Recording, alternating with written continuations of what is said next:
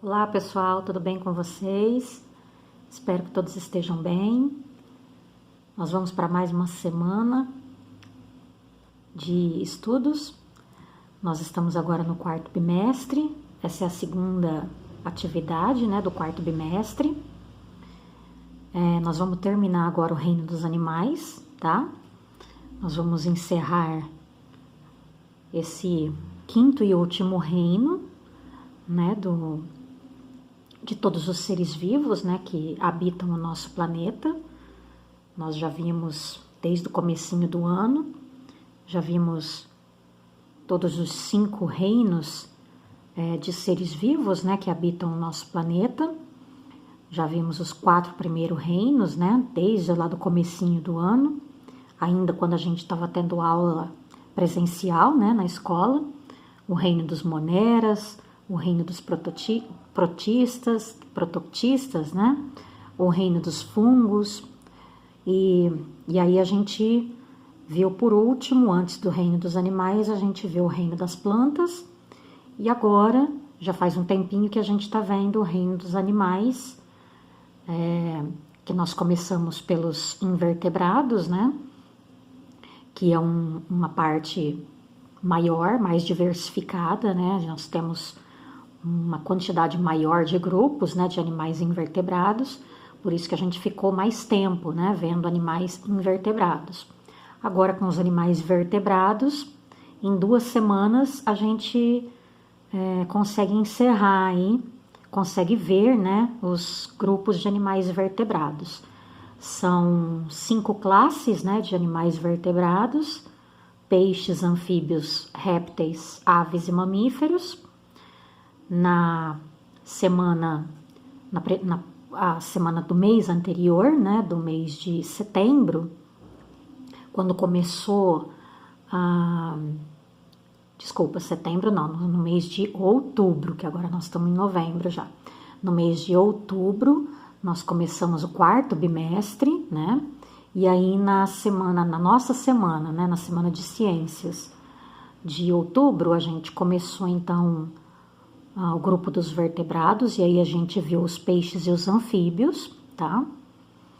Essa foi a primeira atividade, então, do quarto bimestre, e agora a gente vai, então, encerrar o grupo dos animais vertebrados, vendo as 3 últimas classes, de vertebrados: os répteis, as aves e os mamíferos.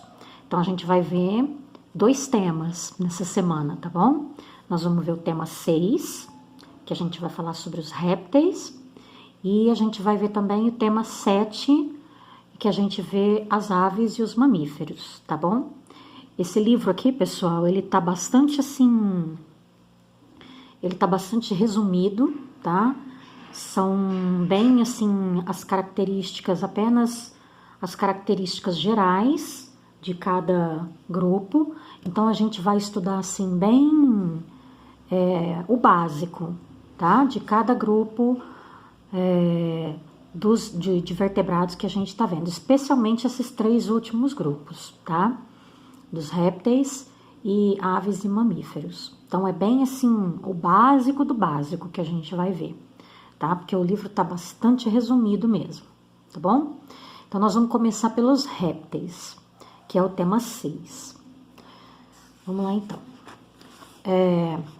O terceiro grupo de animais vertebrados, logo depois dos peixes e dos répteis, dos peixes e dos anfíbios, que a gente viu no mês de outubro, os répteis já representam assim uma grande evolução dos animais, no meio terrestre, tá? Vocês lembram que eu disse na videoaula anterior, eu disse que a gente começaria a estudar os vertebrados dentro da água, pelos peixes, e aos poucos a gente ia começando a sair da água, Então a gente começava pelos peixes dentro da água, e aí a gente ia para os anfíbios, que eles já começavam a sair da água, quando adultos, mas ainda dependiam da água por causa da sua pele, extremamente delicada, úmida, e também porque eles dependiam ainda da água para sua reprodução, tá? E aí, finalmente, a gente chega no terceiro grupo, o grupo dos répteis, e aqui sim a gente já tem uma conquista definitiva do ambiente terrestre. Por quê? Porque os répteis já não dependem mais do meio aquático, por dois motivos. Eles não dependem mais da água para se reproduzir, tá? Eles já têm estruturas assim, a gente já vai ver logo aqui nas primeiras características que eles já têm estruturas adequadas para poder se reproduzir no meio terrestre, tá? Mesmo aqueles répteis que são aquáticos, mesmo aqueles répteis que vivem na água, eles se reproduzem fora da água, tá? Eles botam seus ovos em ambiente terrestre, tá? Então, eles já não dependem da água para se reproduzir e também eles não dependem da água por conta de sua pele, porque a pele dos répteis já é bem mais resistente, né? Já é uma pele mais grossa, uma pele mais protetora e que impede que o corpo desses animais perca água, desidrate, tá? Então, eles não correm risco de desidratação, como os anfíbios, né? Que podem morrer assim facilmente, né? Desidratados pela falta de água, pela falta de umidade na sua pele, tá bom? Vamos lá então, começando pelos répteis. O que são os répteis, né? Os répteis são representados aí por vários tipos de animais, tá? Nós conhecemos como os répteis lagartos, lagartixas, iguanas, camaleões, tartarugas, jacarés, cágados, jabutis, crocodilos e as serpentes, tá? Vários tipos de serpentes. Então, nós temos, no final nós vamos falar um pouquinho sobre as serpentes, que a gente tem de vários tipos, tá? De cobras, né? Peçonhentas e não peçonhentas. Bom, vamos começar então pelas principais características de todos os répteis, tá? Aqui são as características de todos os répteis, independente do tipo, se é uma tartaruga, se é um lagarto, se é uma lagartixa, se é um jacaré. Todos os répteis, eles botam ovos e são ovos com casca rígida, tá?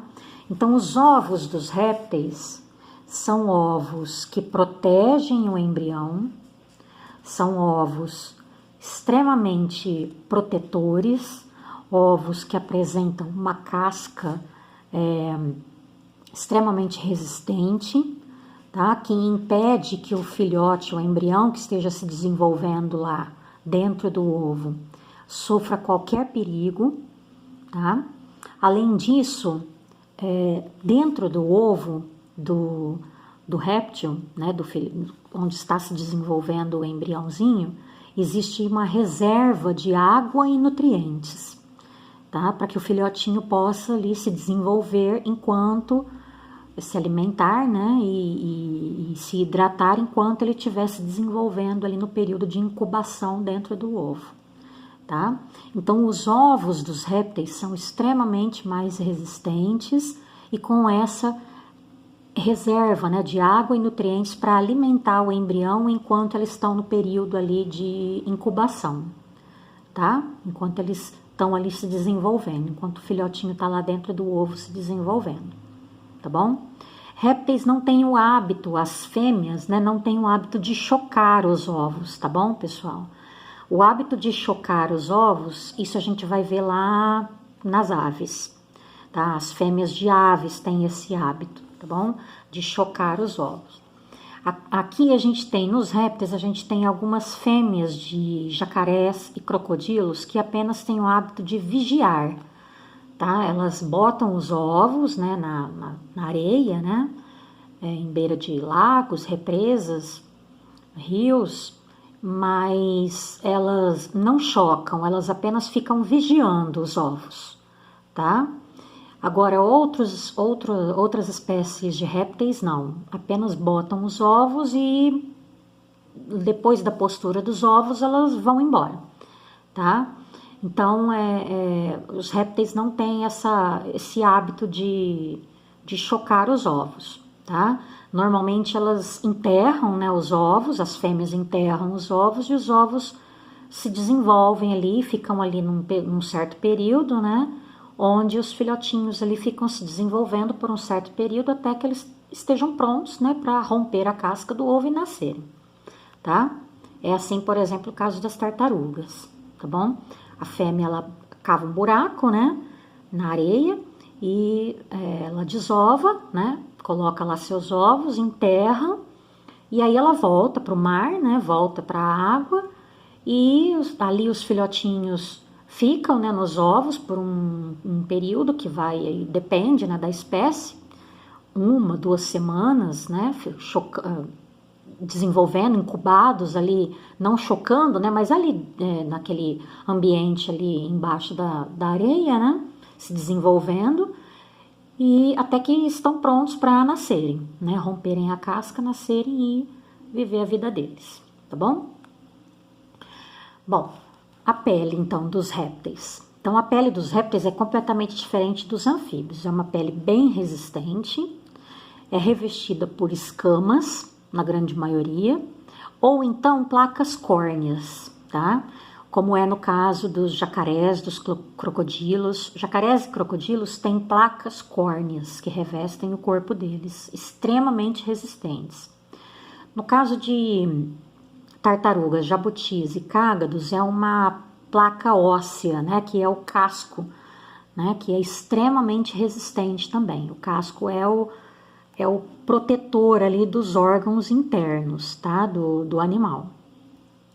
Agora, lagartos, lagartixas, iguanas, camaleões e as cobras, né, as serpentes, são escamas, tá? São as escamas que são extremamente resistentes também, que revestem aí o corpo desses répteis, tá? Todos os répteis são ectotérmicos. O que significa isso? Esse é um termo que nós já aprendemos quando nós vimos os 2 primeiros grupos, peixes e anfíbios, tá? Ectotérmicos significa que são animais que não mantêm a temperatura do corpo constante. Ou seja, a temperatura do corpo dos répteis, ela varia conforme a do ambiente, tá? Eles não têm esse controle da temperatura corporal. Isso significa que, num dia muito frio, por exemplo, é extremamente perigoso para um jacaré ou uma cobra, tá? Reduzir muito a temperatura corporal desses animais. Por isso que é comum, assim, em dias mais frios, né, a gente vê, por exemplo, né, em algumas regiões assim, onde a temperatura esfria um pouco, né, jacarés, né, que saem da água, né, durante o dia para tomar um solzinho quando a temperatura está baixa, tá? Então eles saem aí durante o dia para tomar um sol, para se aquecer um pouco, para evitar o risco aí de abaixar muito a temperatura do corpo deles, tá? A mesma coisa é o contrário, tá? Quando tá temperatura alta demais, eles também procuram se esconder, tá? Para poder evitar um aumento excessivo na temperatura do corpo deles, tá? Por exemplo, cobras, durante o dia, se tá muito quente, muito calor, no meio do mato, por exemplo, numa lavoura de café, por exemplo, elas ficam escondidas, tá? Ficam enroladas debaixo de um pé de café, ficam amoitadas aí num pé de cana, né? No meio da cana, né? Porque é mais fresquinho, né? Por isso que é tão perigoso, né? Porque elas ficam ali escondidinhas, né? Durante o dia, principalmente, né? Porque a temperatura está muito alta, né? Tá muito sol quente, né? Então, a temperatura do corpo delas pode aumentar muito, né? Elas não correm o risco, os répteis, repito, eles não correm o risco de desidratar, tá? Porque a pele deles protege eles contra esse perigo de desidratação, de ressecamento da pele. Mas o perigo para eles é apenas a temperatura corporal subir, tá bom? Porque eles não têm esse controle da temperatura interna. Por isso que eles evitam, né, num dia que esteja muito quente, ficar expostos aí a temperatura muito quente, muito alta, tá bom? Então, normalmente eles vão procurar aí, quando tá muito calor, né, sair mais durante a noite, tá? Como que os répteis respiram? Os répteis respiram exatamente como nós, mamíferos, e como as aves. Eles têm um par de pulmões, tá? Exatamente como nós, seres humanos. Tem um par de pulmões. Então, todos os répteis respiram por pulmões, ou seja, respiram o oxigênio atmosférico, respiram o oxigênio do ar e não o oxigênio aquático, não o oxigênio da água. Mesmo os répteis aquáticos, mesmo os répteis que vivem na água, tartaruga marinha ou jacarés, crocodilos, que ficam boa parte do tempo aí dentro da água, mesmo os répteis que são aquáticos respiram através de pulmões, tá? Por isso que quando vocês ouvirem que uma notícia que uma tartaruga marinha morreu afogada, nossa, mas que absurdo. Não é absurdo não, ela morre afogada mesmo, tá? Ela morre afogada porque ela não respira debaixo da água. Ela não consegue respirar o oxigênio da água, porque ela não tem brânquias para respirar, tá? Ela tem pulmões para respirar. E os pulmões só conseguem captar o oxigênio do ar. Então, se caso ela se enrosque, por exemplo, numa rede de pescador, tá? Então, acontece aí, isso acontece muito, infelizmente, né? Acontece aí de uma tartaruga se enroscar numa rede. E aí ela não consegue se desprender dessa rede, se ultrapassa do limite dela, né? Dela conseguir subir para a superfície para respirar, ela vai morrer. Ela vai morrer afogada, tá? Ela vai morrer sem conseguir respirar, tá bom? Então, todos os répteis respiram através de pulmões, certo? E reprodução, os répteis, eles são todos, apresentam todos fecundação interna, ou seja, de cada espécie de réptil, pessoal, todos têm o macho e a fêmea, de todas as espécies de répteis, tá? Sempre tem o macho e sempre tem a fêmea, tá bom? E todos eles cruzam, ou seja, sempre tem o cruzamento entre o macho e a fêmea. Então, tem a relação sexual entre o macho e a fêmea. O macho passa os espermatozoides para dentro do corpo da fêmea. Por isso, a gente diz que nos répteis a fecundação é interna. Por que interna? Porque acontece dentro do corpo da fêmea, tá? Então, o macho deposita os espermatozoides dentro do corpo da fêmea. Então, é dentro do corpo da fêmea que os óvulos vão ser fecundados, tá bom? E aí a fêmea, então, ela é ovípara. O que significa que ela é ovípara? As fêmeas de todos os répteis são ovíparos, ou seja, elas vão botar ovos. Elas sempre vão botar ovos. Esses ovos não se desenvolvem dentro do corpo da fêmea, tá?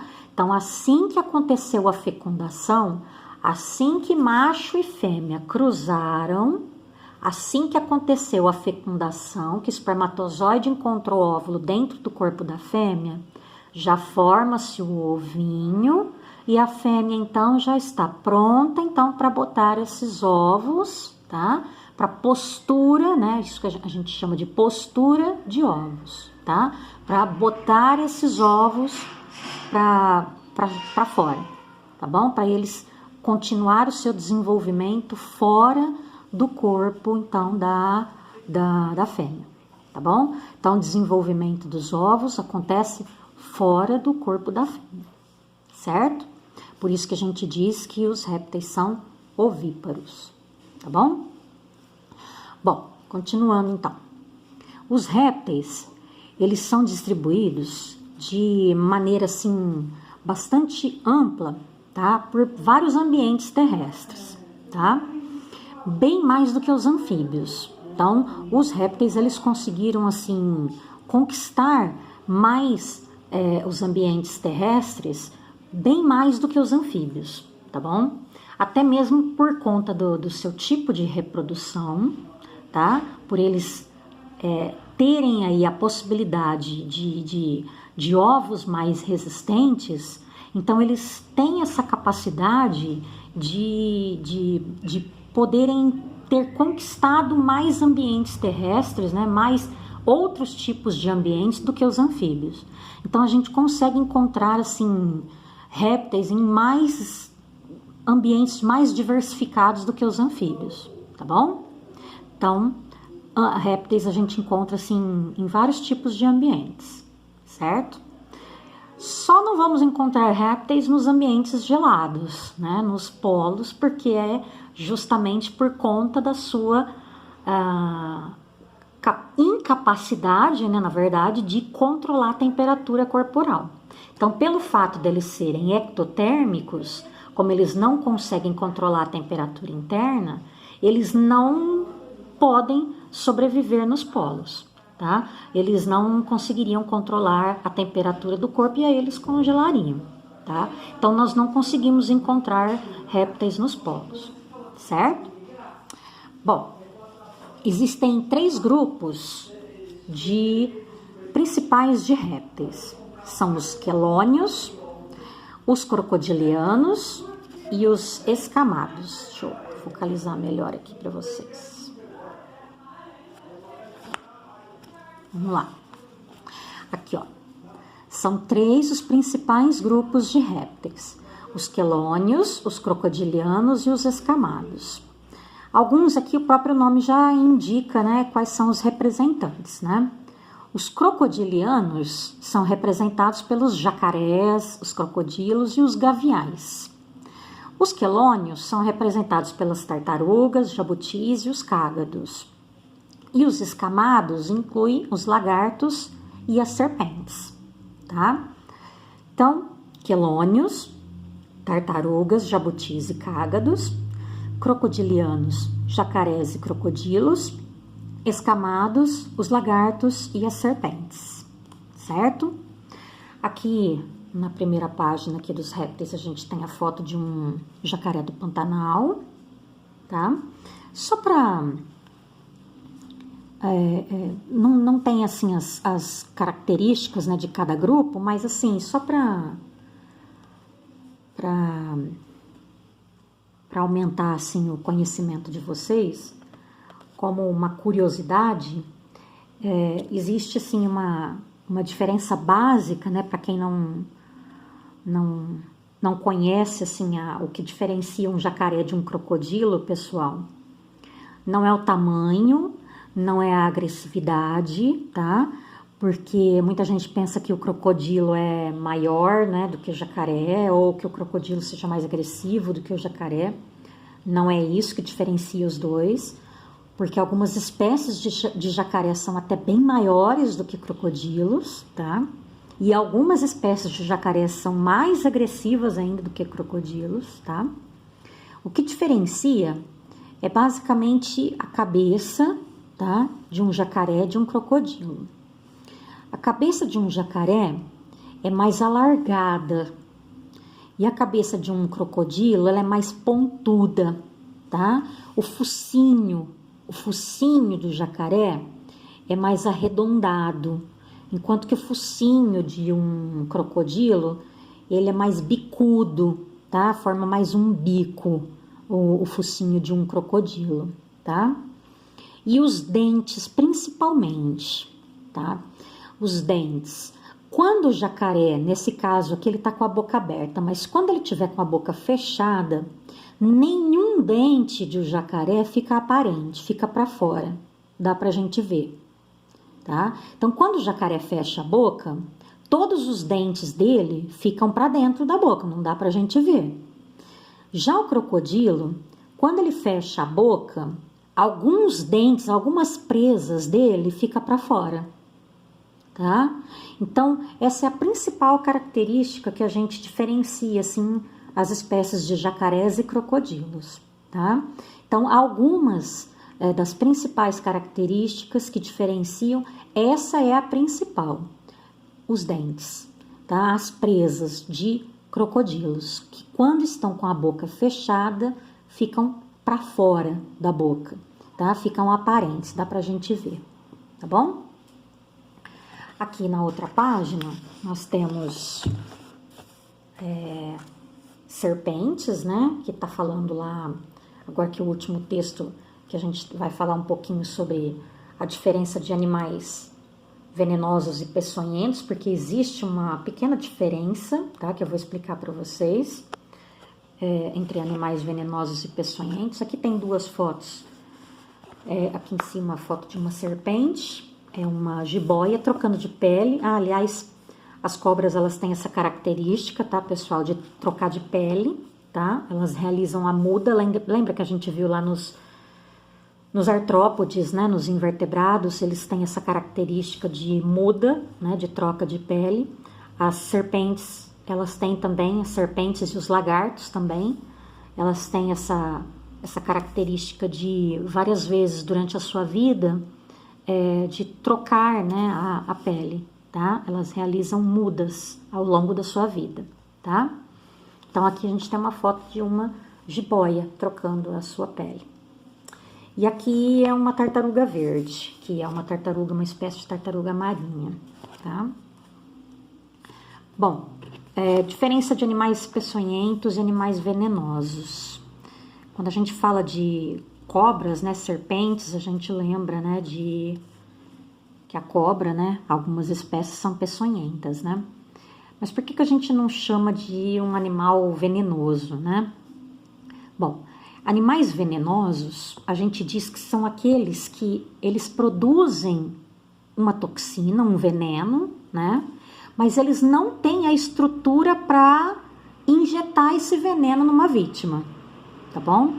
Por exemplo, sapos, rãs, tá? Alguns peixes. Lembra que a gente viu sobre o caso de alguns sapos, né? Lembra que a gente viu na nossa última aula, né? Alguns sapos têm as glândulas, né? Aquelas glândulas que produzem aquela secreção tóxica, só que eles não têm a capacidade de injetar na sua vítima, tá? Eles não têm a estrutura, tá? Para injetar na sua vítima. Então, ele só vai inocular, ele só vai injetar aquele veneno que ele produz naquela glândula caso ela for apertada. Ou seja, um animal que for morder, né, o sapo e apertar aquelas glândulas, aí ele vai esguichar então o veneno, tá? Agora, um animal peçonhento, ele produz o veneno, ou seja, ele tem as glândulas, né, que produzem o veneno, só que ele também tem a estrutura para injetar o veneno, tá bom? Ele tem a capacidade de inocular, de injetar o veneno. Por exemplo, as cobras têm as presas, tá? Então, as cobras têm aqueles dentes que são ligados diretamente à glândula que produz a peçonha, que produz o veneno, tá? Peçonha nada mais é do que o veneno, tá? Então, animais peçonhentos são animais que têm essa capacidade, é quase a mesma coisa que venenoso, só que peçonhento significa que ele tem a capacidade de injetar esse veneno, tá? Então, ele tem os dentes ligados naquela glândula que está produzindo o veneno e ele tem, então, a capacidade de injetar esse veneno, certo? Então, é isso. Assim a gente termina, então, os répteis. Próximo vídeo a gente vai falar sobre aves e mamíferos.